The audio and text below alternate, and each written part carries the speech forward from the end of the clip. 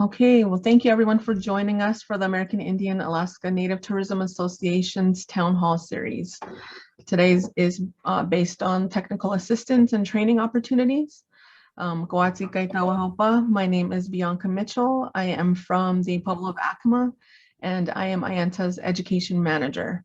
For those of you who are not familiar with AIANTA, for nearly 2 decades, AIANTA has served as the national voice for American Indian nations engaged in cultural tourism. In addition to serving as the voice for Indian country tourism, AIANTA provides technical assistance and training to tribal nations and native-owned enterprises engaged in tourism, hospitality, and recreation. AIANTA's mission is to define, introduce, grow, and sustain American Indian, Alaska Native, and Native Hawaiian tourism that honors traditions and values. Again, thank you for joining us. At this time, I'd like to introduce you to our CEO, Sherry L. Rupert. She has nearly 2 decades of executive level experience managing and promoting Native American tourism. Since joining AIANTA as CEO in 2019, she has spearheaded several initiatives, including the organization's groundbreaking new tribal agritourism program and overseeing AIANTA's first ever virtual American Indian Tourism Conference, which drew a record number of registrants in 2020. As CEO of the only national association dedicated to Indigenous tourism, she is the leading voice when it comes to advocating for travel and tourism as a significant economic driver in tribal nations. She also holds leadership positions on various national boards, including the Board of Directors for the U.S. Travel Association, the America 250 Hospitality and Tourism Advisory Committee, and the Office of National Marine Sanctuary System Business Advisory Council under the National Oceanic and Atmospheric Administration Department of Commerce. At this time, welcome, Sherry.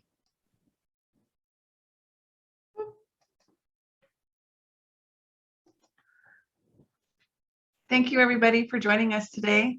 We appreciate your time and we appreciate you being here with us. Last September, we introduced you to our collaboration with Leave No Trace, an organization that strives to minimize travelers' impact on the destinations they visit.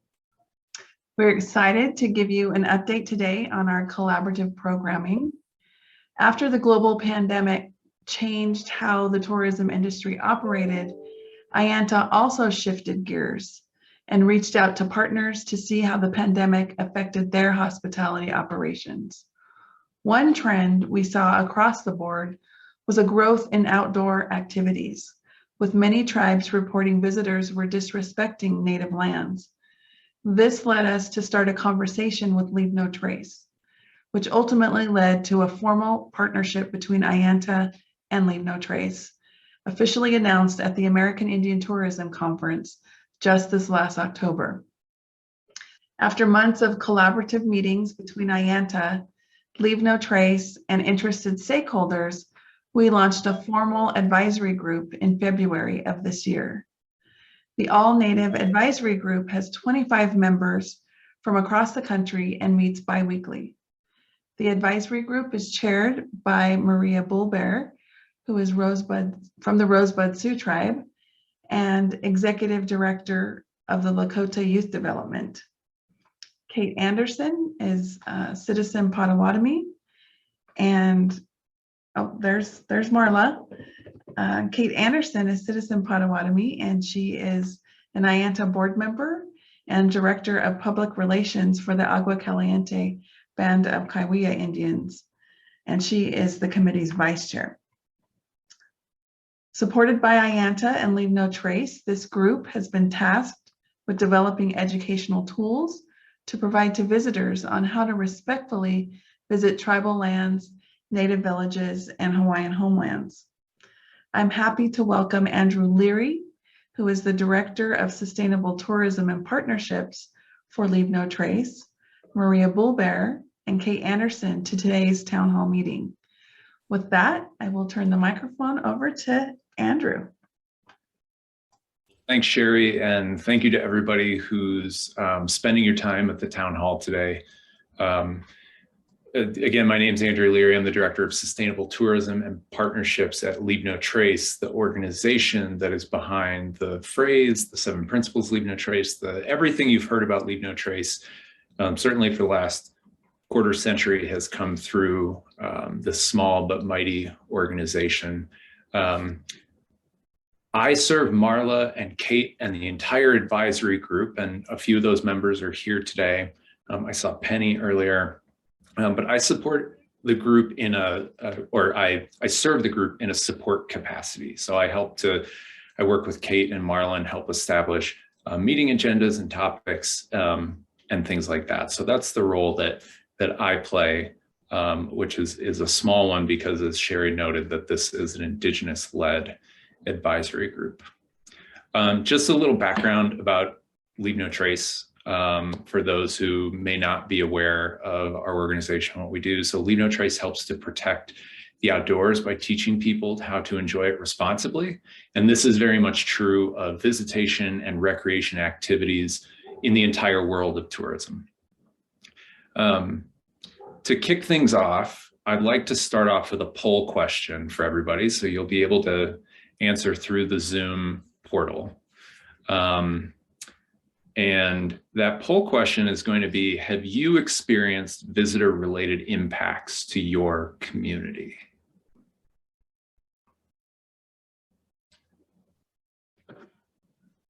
Let's see if that will. Andrew, sorry, we didn't get the poll questions, so Oh, we can't bring them up on the Zoom. That's okay. Why don't we'll transition into the chat. So go ahead and use the chat, answer the same question.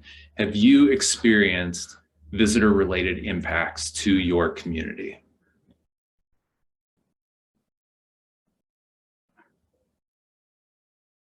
Seeing a number of yeses so far.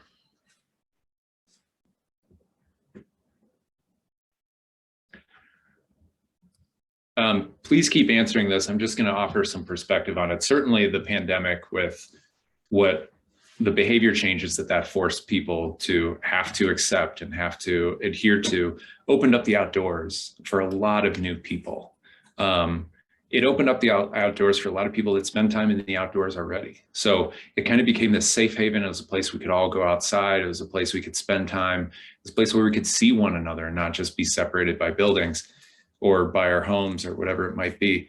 The impacts in the outdoors and impacts as a result of visitors coming into communities that they aren't a part of is nothing new. Those impacts have been taking place for a very long time, but the pandemic certainly heightened it. Not because there were necessarily new impacts that were taking place. They actually are a lot of the same impacts that have been taking place for a long time. It's just the sheer volume of people and how those cumulative impacts show up, certainly in an ecological sense, but from a cultural heritage and community sense as well. Marla, I'd like to kick things off and ask you, what are some examples of visitor impacts that you've experienced that you believe are taking place across tribal communities and villages? Well, there's a lot of them. There's a lot of people think that when they come to Indian country and they find things that they can just pick them up and they're souvenirs. Whether that's arrowheads or stones or shells along the river, those things are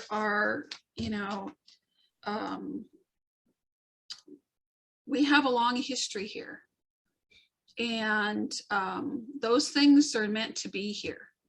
And so that's some of the things that we get really frustrated with. People ignore signage. They walk into fields where they shouldn't. They're not safe, even in spite of warnings. We all, I think probably most of the lower 48 are heard about what happened in Custer State Park a year ago with the woman who went up too close to the buffalo and was literally depantsed because she was attacked. She was the buffalo chased her and sent her flying. And you know, people are really thinking about those things in ways that if you see it, it's mine. If it's here for me to look at, it must be safe. That, you know, and those are false assumptions. That yeah, I see someone putting on the, it's like Disneyland. You start looking in people's homes, you know, oh, I want to walk into that yard and talk to those people. And you know, we all have our, you know, we all have a need for privacy and boundaries and safety. And you know, people coming without any kind of understanding of etiquette or what's appropriate can really get themselves in trouble, as well as create a negative impression with our tribal members and people that are wanting to engage with them, but in a healthy and positive way. So a lot of boundaries get crossed without knowing. I think that without knowing part is such a crucial thing that we're going to circle back to here. And Marla, thank you for sharing those perspectives. Kate, I know you've seen some other impacts along the lines of what Marla described, but I'm curious what additional impacts you feel like the community has experienced. Absolutely. I appreciate the opportunity and welcome everyone for being here. Some very important topics that we're sharing with you today, and hopefully the discussion will open up some opportunities for you to explore this topic further as well. So some of the things that we deal with is we have more than 150,000 visitors to our ancestral lands a year here in the Palm Springs area. And so just like what Marla was explaining, we have the opportunity to have a teachable moment. And this is exactly what we're creating here, are teachable moments, so that we can train people for responsible behavior when they're on our native lands. A few examples, stacking rocks is something that we absolutely prohibit on our lands, but other people may not prohibit it. So we need to be able to educate people what is acceptable on our lands while they're here visiting us. One of the things that we like to do is we like to teach people about our artifacts, and we do have artifacts that are out on our ancestral lands. And so, of course, one of the things that we have to explain to them is that they're here for you to view and learn from and take pictures, but please don't take anything with you. And for so long throughout the United States, there have been collectors in our history, right? So many of our Native American items have been destroyed, removed, moved, and now are in collections throughout the entire world. You're just now seeing the opportunities for tribes to get some of those items back. So for example, one of the things that we do is we have a magazine, and we like to explain things to our visitors about our artifacts, but then we also put a little educational message in here that tells them that even though at one point in time, Native American items may have been collected, it's actually against the law to do that nowadays, is to take something from native lands. You're not allowed to do that. So we want to be able to create those messages for people so they don't feel ignorant or stupid. A lot of times, especially nowadays, they do things because they don't know any better. And so it's our responsibility to give them the tools so that they can, again, be a responsible visitor. So those are probably just some of the things that I can point out. Thanks, Kate. Thank you for sharing that. And I'm sure there are many people on who are part of the town hall today who could share their perspectives as well. I know the advisory group has been sharing a lot of knowledge and exchanging stories of impacts that are taking place, overlapping with what Marla and Kate both shared, but certainly some other things that we haven't touched on. I think, Kate, you said it, and Marla, you also said it, like there are people who are unaware that they're even causing an impact. There are people who are, for whatever reason, for whatever disconnect is taking place, they just are uneducated, they aren't aware, they're careless in the impacts that they might be causing to a new place that they're visiting.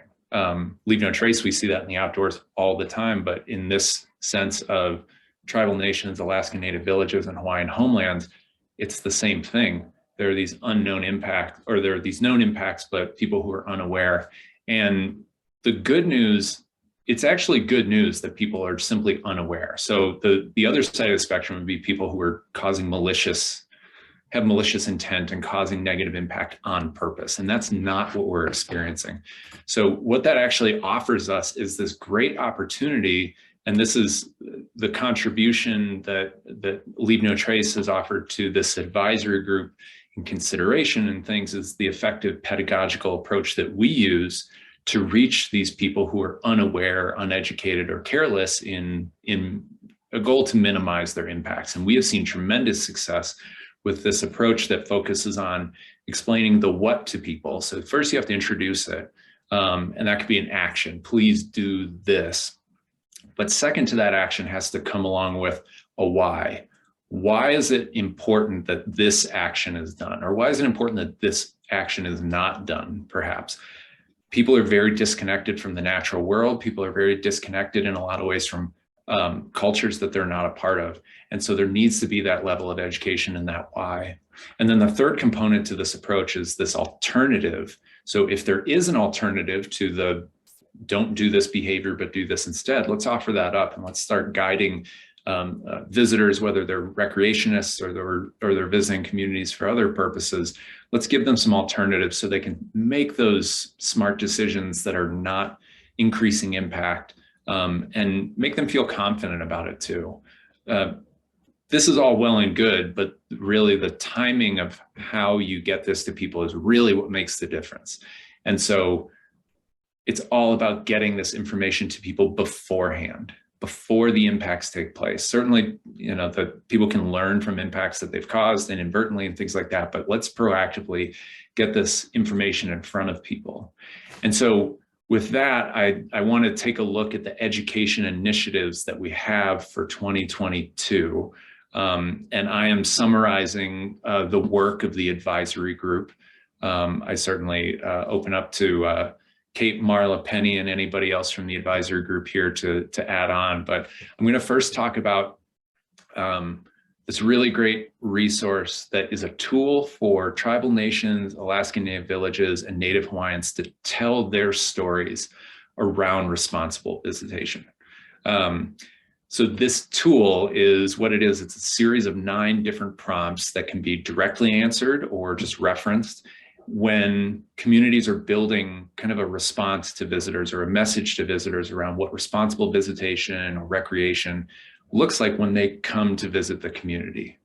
The result of this is that there are a couple components to the results. So one, it's inviting travelers to learn more about what respect and responsibility mean. We know from Leave No Trace research and from other kind of tourism travel research that people do a lot of planning ahead of their trips. If they do 6 months of planning, great. If they do 2 hours of planning, great. Like, let's get any amount of information out there that we can so that they can be aware of the impacts that could happen as a result of their visit. The other thing is that this is directly connecting a visitor with the community that they are going to be spending time in or might be spending time in. And so let's start like forming that connection, inviting people, encouraging them to ask questions. Those are some of the prompts that are a part of the tool. Like, all those things are contributing to visitors feeling more confident about where they're going to. Again, there are many times where visitors who are unfamiliar with the culture, unfamiliar with the place, they want to know what to do, but they are not asking questions. They are clammed up for one reason or another. And so this tool is meant to aid communities in telling this responsible visitation and recreation story. And so, Marla, I wonder if you could give your perspective on what you think the opportunity for tribal nations, Alaskan Native villages, and Hawaiian homelands is to share their story about responsible visitation through this new tool. Well, I think there's many opportunities here because not only do we have such a diverse group of people from different tribes and regions, that we have an opportunity here to hear what their experience has been. Some of us have been doing tourism for a while. Some are just getting started. And I think that the opportunity to take a look at these and to come to an understanding of language that will help each other tell our story in a way that makes sense, put forth these guidelines. Sorry, my cat's involved.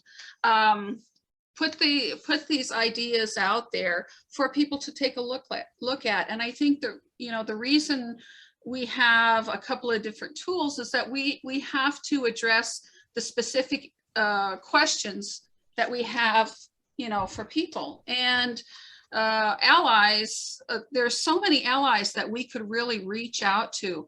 I know someone, I think Brenda was the one that asked about, can we find some language for our website? That's exactly what we want to see happen. We want you to use this in a way that makes sense for you. If it's your website, if you put it in a brochure, if you put these things on a rack card and give them out to people, it's going to be something that eventually, I think, people will come to recognize. It's like, where's the card for this tribe? Where's the information for this tribe? Because, you know, I went to this tribal nation and I had this great experience, and they had some really good tips and they had it laid out really well. And, you know, I'm going to look for that the next time I go to another tribal nation, because it's an opportunity for us to share our unique, but then also to encourage them to keep going. You know, don't just stop here with my reservation, my tribal nation, my community or village. Go to the next one, because guess what? We each have these wonderful, unique differences that you probably don't even know about. And these general tips or language will help all of us. And it also will help the opportunity for networking, because networking with each other is one of those really good perks of having a good sense of what's going on between from tribal nation to tribal nation, and you know, help each other out. A hand up is really great if you're just starting out, to know what to be able to sidestep some of the pitfalls that others have figured out. Those are the things that I think are going to be really helpful with this, and I hope everyone gets involved in it and utilizes it to the fullest. That once we have them fully developed. Thanks for that perspective, Marla. And I echo what the invite for everybody to be involved.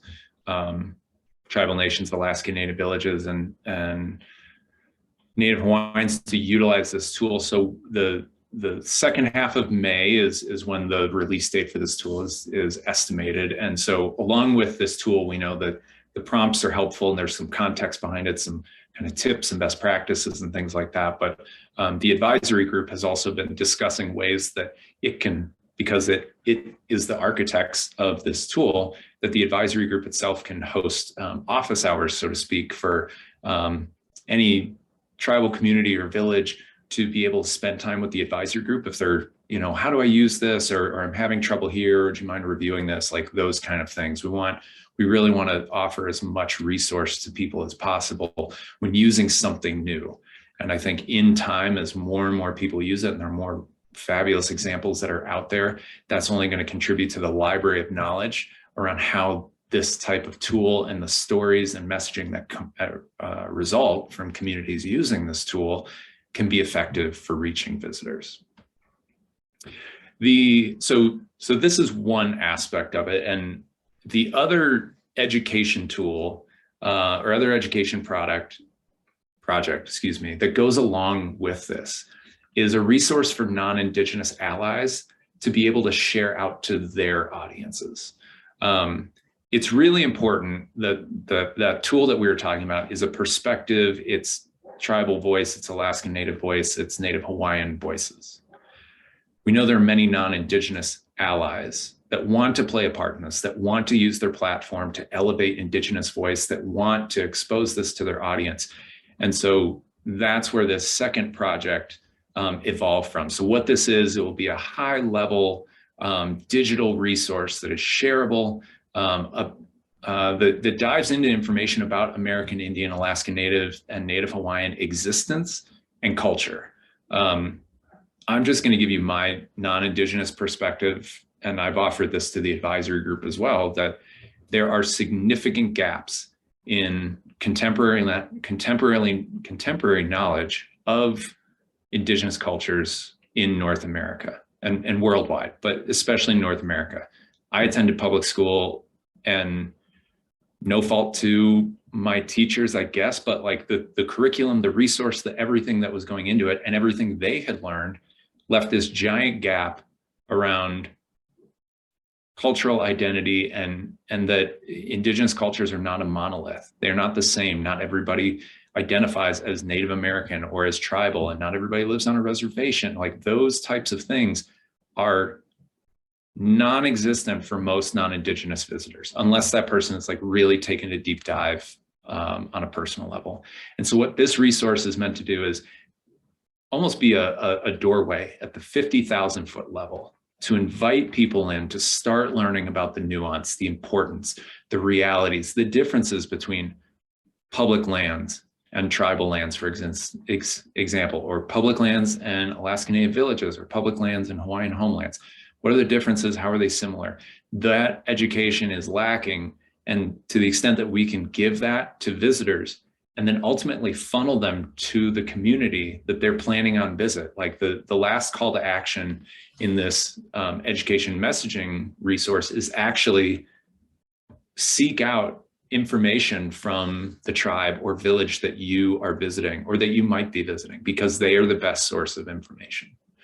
So I think what's really going to be great is that the result of this is that we're increasing travelers' awareness about impacts that are taking place, about nuances, about histories that have been not told so far, contemporary cultural existence that I think is also lacking for a lot of non-Indigenous people when they think about Indigenous cultures in North America. So the estimated release date for that is going to be June 23rd.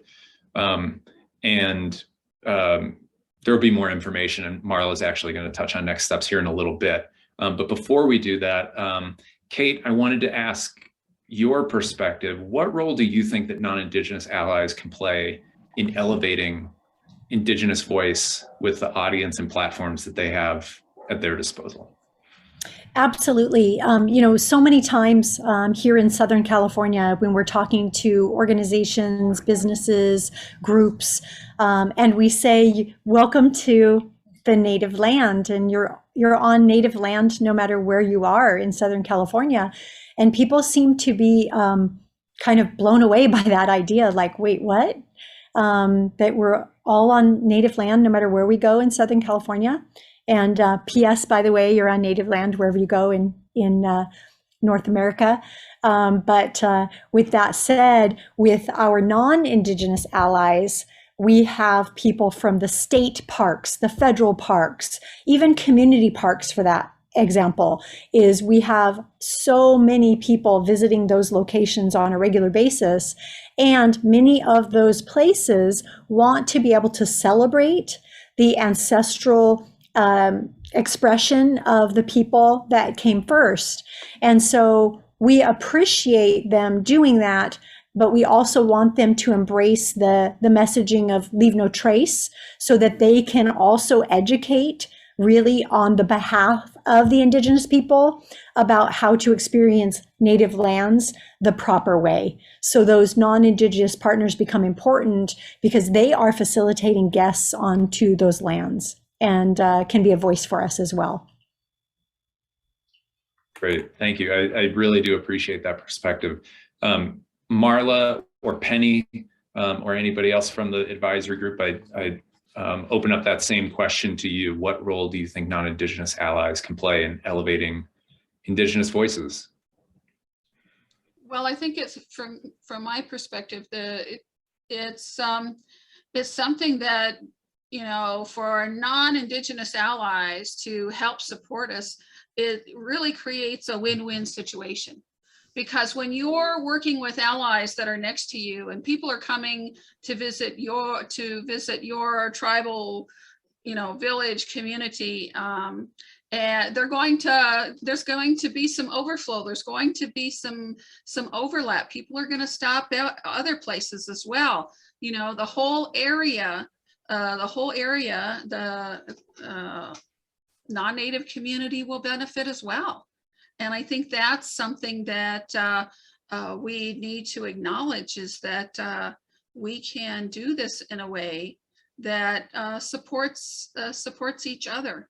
And if we can give them some language, and I think that's part of the hiccup or the roadblock, is having the right language to speak about this, because you can turn off people very quickly if you start talking about something that you obviously have limited knowledge of, right?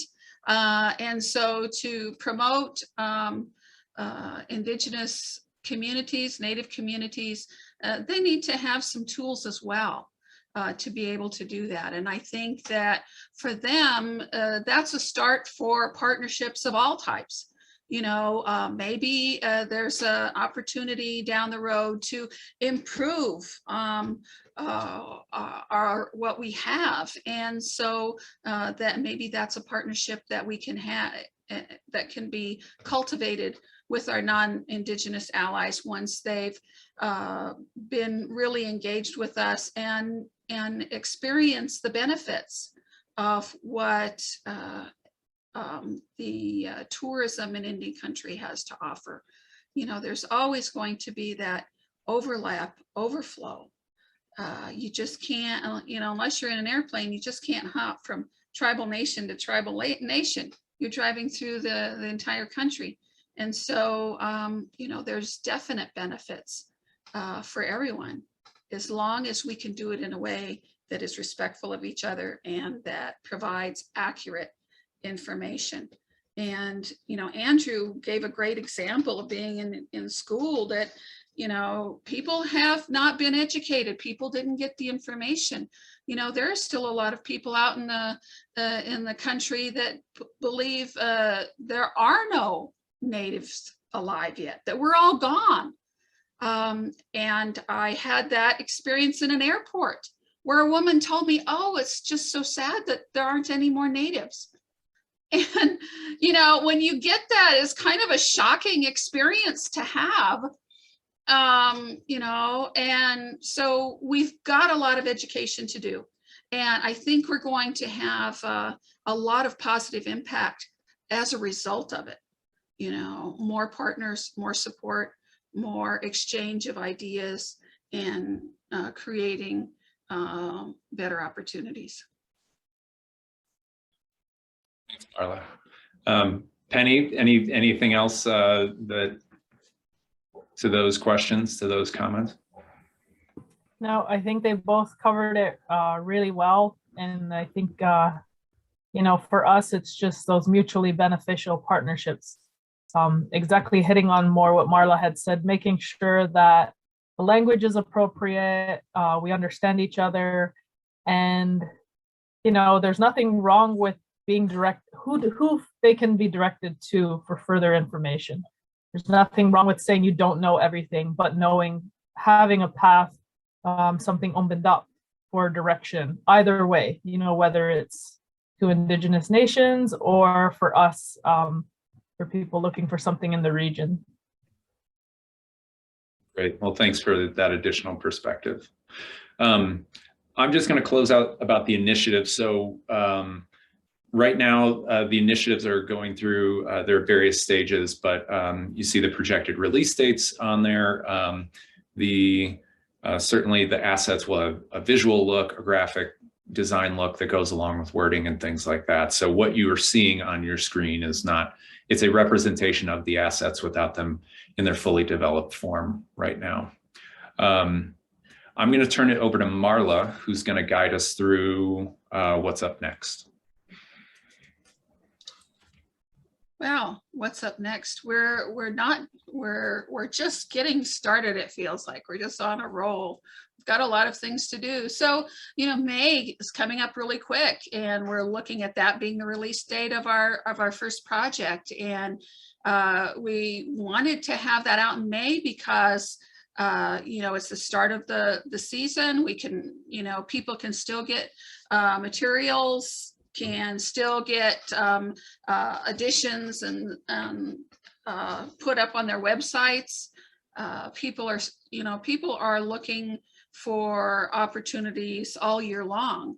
So we wanted to get this out as soon as possible, as well as the June release for our partners. We want to be able to have that for them, those educational resources. So we have, you know, we just can't stress enough the opportunities we have for tribal nations, Alaska villages, Hawaiian homelands, you know, to participate, because we each have a little different perspective of our homelands. We refer to it differently. We have different ways of doing things. And I think, like those big 3 regional areas, we may need to change some of the language to accommodate our differences. And those are things that were really important.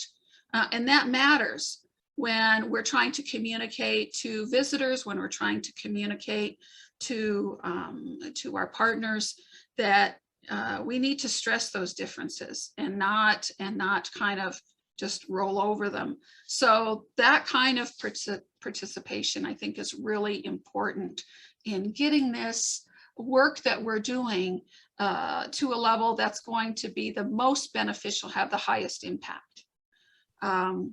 It's also an opportunity for us to keep working as a group and supporting each other. You know, this is a daunting endeavor. You know, we talk about the inequities with Indian country, and, you know, we're just not, it's like someone starts a construction, they're starting with a flat open field. Well, we're in a hole starting our construction. We have to fill in the hole first before we can even begin. We've got a lot of barriers that have to, and hoops that have to be jumped through.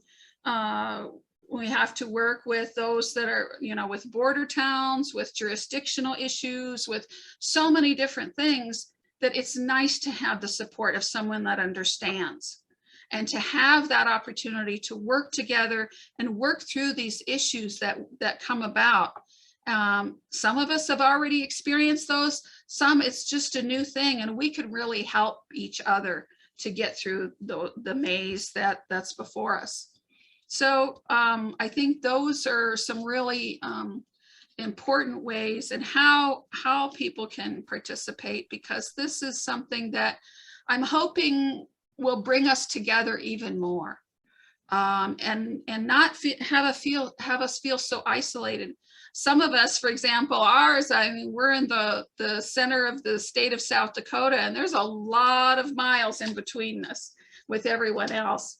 And so, I mean, just to have a group of individuals like you all here talking about things that are important to our program and our opportunities, you know, it really matters. And I feel like that we have an ally, so that we can just talk about things. We can reach out to people that we've connected with and bounce ideas off from. So I'm hoping that this is an opportunity for us to really make real good, long-lasting relationships. And that's what's going to get us through, you know, developing this tourism, cultural heritage tourism. You know, I'll be real honest, I didn't know a thing about it a year ago, but I had a wonderful opportunity to take the course and get certified in cultural heritage tourism. And I learned so much that, you know, it's really incredible. I think this is, you know, we aren't going to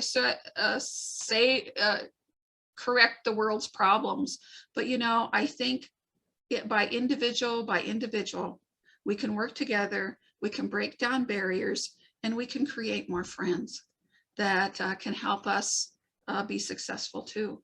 So for more, you know, we have, you know, more information, contact us. You know, we're having meetings coming up. As you see there, we have everything bulleted, the next steps, more information coming for non-Indigenous allies. We're working on that. And so we're going to be sharing that with them in June. And, you know, it's one thing to just say, here, it's a great tool, try it. But it's great to be available when those questions arise. It's like, well, I don't know if this is appropriate for us to put it here or there. You know, I'm not sure what some of these terms mean. Can you elaborate on that? You know, I'm guessing, but I'm thinking that some of those might be some of the common questions that we could really take care of in a really efficient way. So I hope that you all can get really motivated to get involved in this effort, because I'm about helping you, and I'm really hoping that you are willing and wanting to help me so we can all be successful in this, because it's a big endeavor. We have lots of people that we'd love to have come across our borders and be involved in a good way. And here's our opportunity. It's a really great opportunity. So I want to thank Andrew and Bianca and Sherry and Kate and everyone that's involved in this, because, you know, things like this just don't happen. You know, it takes people behind the scenes doing a lot of work, and, you know, they sound like, oh, you know, they're really humble but, you know, behind the scenes, everybody's working really hard to make it happen. And I really appreciate that. And I hope the rest of you can let them know in a way that, you know, it's for all of our benefit. So I can keep talking on, but that's my soapbox, you guys. Come on board, get involved. Come on, Larry. So I think we can get this done. You know, we're good people. We got a lot of bright minds working with us, and you know, we're going to make tourism a real important thing in Indian country. Sherry's shaking her head, and I agree. We're on the same page. And I'm glad Andrew is here. Leave No Trace, you know, I've learned about that a long time ago with the programming that I do. And I thought, wow, one of those guys must be Indian. Hey. You know, because they get it. And I really appreciate Andrew and all the hard work he's doing, and everyone with Leave No Trace and supporting this, because they do get us. They do get our relationship. And it's really nice to have a really tight partner like that. So with that, I'll be quiet and let Andrew take it over. Well, I humbly appreciate those words, and I can just share from the Leave No Trace perspective that this has been, we have loved supporting and hoping to reach benefits with the advisory group, but also the partnership with AIANTA. And humbly have come into these interactions to learn more. Leave No Trace is a non-Indigenous organization, so there's a lot for Leave No Trace to continue learning. There's never a finish line. There's never a checkbox. It's something that we've built in to what we do, and we're going to always strive to learn as much as we can and use the platforms that we have for supporting and elevating Indigenous voices. I wanted to open up the floor to any questions so far that anybody may have. We have about 15 minutes left, and Sherry's going to close things out after questions, I believe. But I just wanted to open the floor for any questions about the advisory group, the work of these education resources and initiatives, or anything else that you may be thinking about.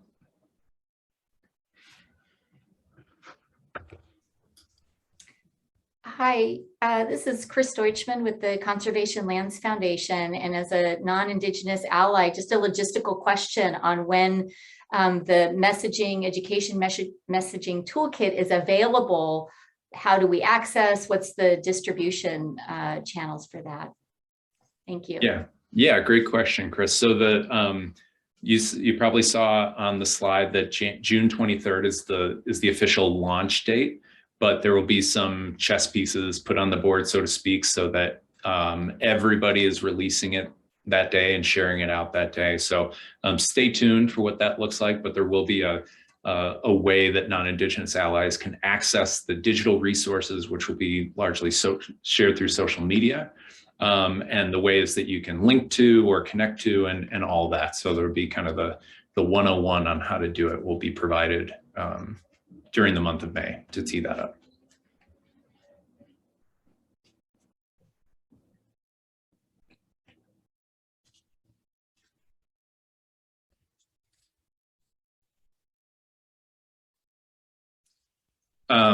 If there are more questions, we can certainly use the chat for the next little while that we're here together. And I believe many people here may have a contact to AIANTA. I'm just going to drop my email in as well if there are any questions that I can bring to the advisory group, or if appropriate, I can answer them, but I will bring things to the advisory group and let them be able to offer answers and perspectives to anything you may have you're thinking about now, but don't feel the need to ask. So with that, Sherry, I'll turn it back to you to close things out. Great. Thank you so much, Andrew. And I'm so fortunate. I think we are so fortunate here at AIANTA to have such strong leaders on this particular advisory group. I want to thank both Marla and Kate for their time and their passion for this particular topic and for cultural tourism. It's important, not just economically, but for our perpetuation of our culture. And I think we all understand that. I want to thank Andrew and our great partners there at Leave No Trace. We definitely appreciate your partnership and your work with the Tribal Advisory Group. I also want to thank my staff who staffs this particular advisory group, and that is Hannah Peterson, Bianca Mitchell, and Monica Poling. They work really hard behind the scenes, like Marla was saying, to ensure that all of the meetings are not just staffed, but that the agendas are ready, and that the meeting notes are completed, and that the Zoom meetings are set up timely, and that everybody knows where they're supposed to be. So thank you to all of you who are participating in this project, and thank you to all of you that are here today and learning about this, and hopefully going to use these tools for your communities. So now I'd like to focus on some of AIANTA's programming for the year and get your feedback. The first one I wanted to discuss is Go International. As you know, we recently completed our Go International travel trade training here in Albuquerque. Our participants were treated to a variety of hands-on programs, including learning how to give a press conference and how to pitch tour operators their travel packages. I'll just have to say a side note on the how to give a press conference was pretty amazing. One of our speakers, Patty Talahangava, who works for Indian Country Today, participated, and she took 3 people out of the attendees there and brought them up and made a statement about a certain tribe that she made up, and then they were supposed to come up with just a little blurb about what they had heard from her and how to do a press conference. So that was pretty fun. And then of course we had Mr. Launder from Destination America, which is a real treat because they're one of the largest operators across the country. So really great attendance at the event. But for those of you that did attend, I would love to hear any feedback that you have and why you thought it was important to attend. We did take some testimonials at the training, and so we did get some really great feedback from the people that attended. But if there are any of you on here that want to share, please do. You can either unmute and speak, or you can put it into the chat. And the information that you provide us really helps us to tailor our trainings and talk about it internally, and then we try to figure out what is the best way to tailor the training, and we look at also who are the best speakers for that particular topic. So this is a town hall, so anybody is able to just unmute and speak if you'd like. Thanks, Sherry. This is Kate Anderson. I'll go ahead and just say a few words. Certainly one of the most important things that we can do through cultural heritage tourism is tell our own stories. And we know that our stories have been told by others for way too long. And so it's time for us to take the narrative back and tell our stories the way we want them told. And cultural heritage tourism is an extremely important way for us to be able to do that, so that we can share and educate. And through sharing and education, we can also create understanding.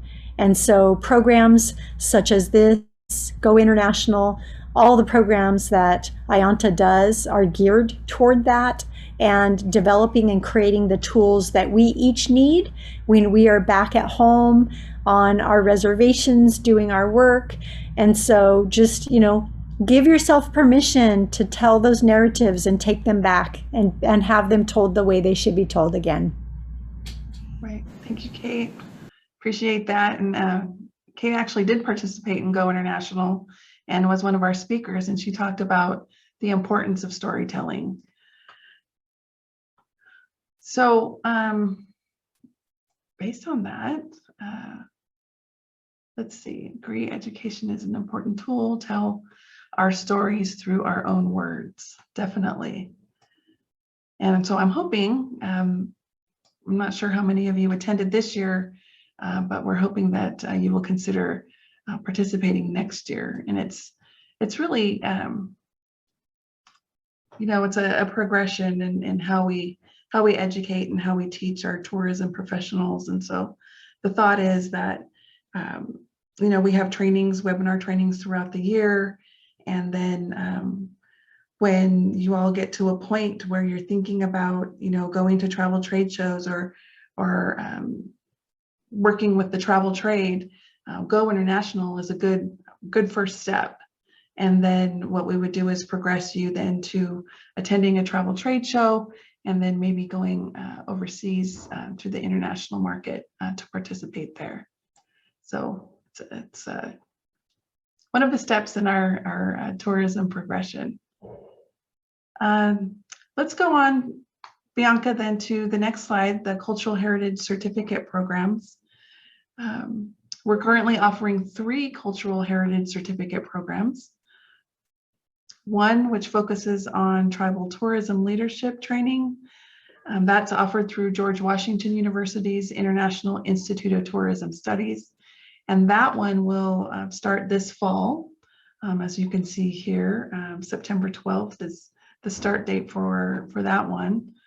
We're also offering the San Diego State University Certificate in Cultural Tourism and Tribal Enterprises, and the ASU Sustainable Tourism Certificate Program through Arizona State University. So the SDSU and ASU programs both include options to enroll for credit.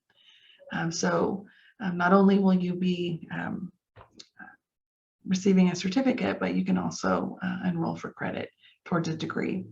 And ASU actually has a sustainable tourism degree there. Once again, we'd be interested in hearing your feedback.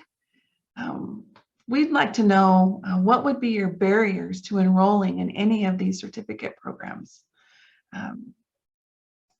We've had some good participation, but I noticed the one time that we were able to provide scholarships, we had, a ton of people apply. So, and then we don't quite see that when we have these opportunities. So we were just kind of wondering, what would prevent you from participating in a certificate program? And Marla, I know that you said you participated in one of our programs, and I'm assuming that's GW? Yes, it was. George Washington University was a great program. I'd really encourage people to take the course. I learned a lot. I did. Great.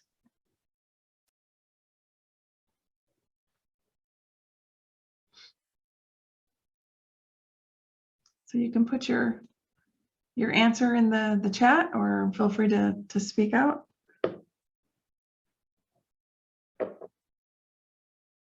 Anything that might prevent you from participating? Penny, did you unmute?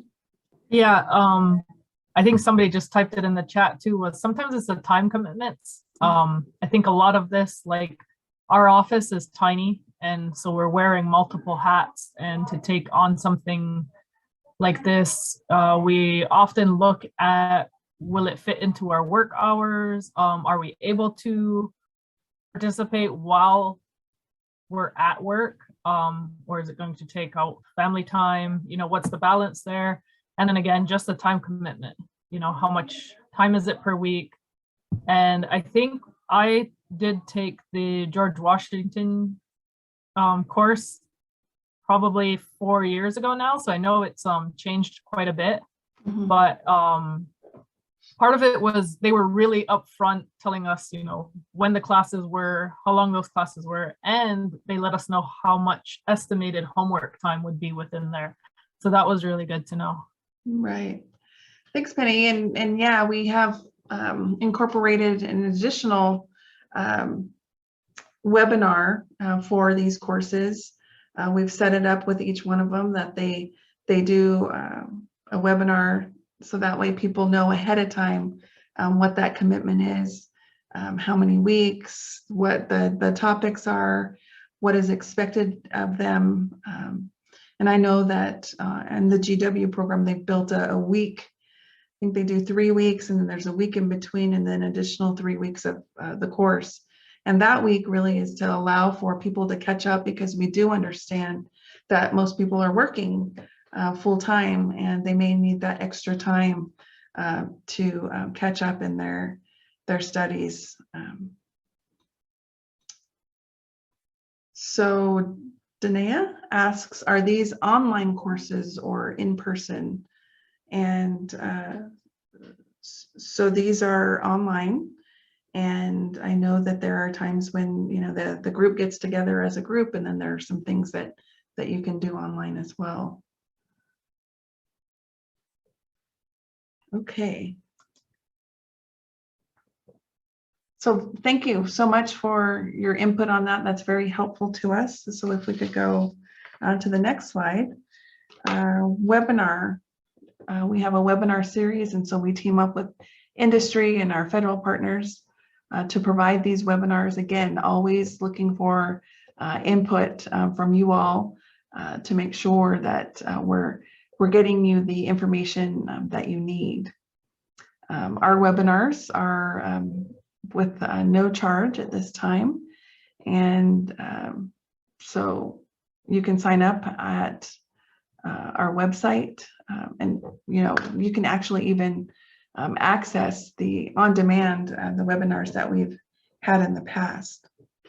So have any of you attended our webinars like this one today? I'm seeing some nods. Thank you, thank you. And do you have any ideas on what topics that you'd be interested in seeing?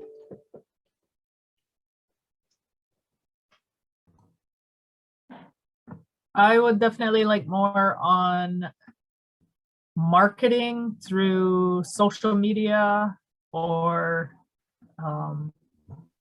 anything that's free or low cost.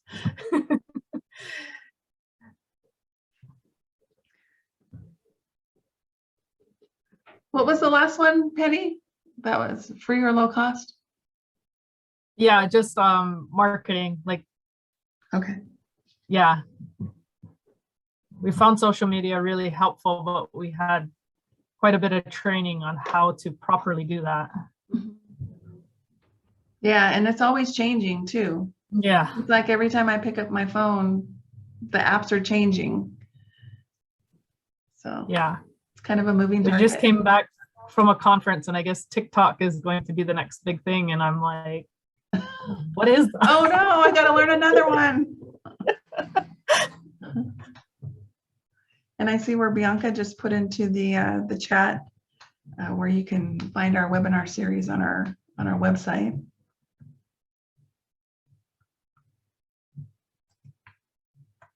Hey Bud, how you doing? Bud says he did the marketing program last year. Yeah, I'm still here. Good. I think it's really, really important that more and more tribal identities, businesses, and tribes understood the value in tribal tourism. My business is in Pipestone, Minnesota, and we're the only county in the state of Minnesota that don't have a lake. But we've generated over $12 million a year from tourism because of the tribal interest in the pipestone quarries where we get the stone to make our pipes. That's a lot of money for a county back of nowhere. Thanks, Bud. It's good to see you. Thanks. Hope to see you again one of these days. Yes. And so I'm gonna just mention one more thing and then we'll go ahead and close out for the day. Our American Indian Tourism Conference is coming up. It's our 24th annual, and it's going to be in Funner, California with the Rincon tribe, October 24th through the 27th. And it's going to be in Funner, California, and we're going to have funner. Once again, we'd be interested in your feedback on the conference. What are your favorite parts? What else would you like to see offered? And you can write it in the chat here or speak out.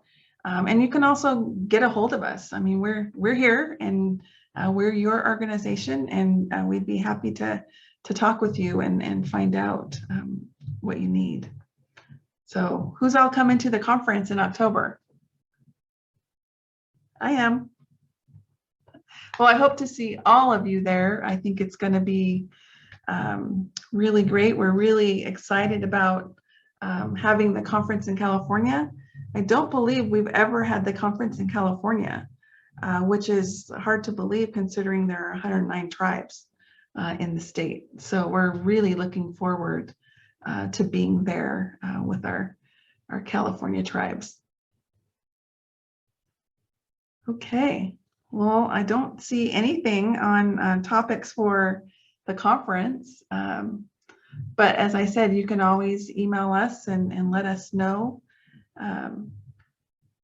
Bianca, if you could go to the last slide, my information is there as well as Bianca's. So if you have any ideas that you'd like us to take a look at and consider for the upcoming conference, please let us know, and you can email either one of us to do that.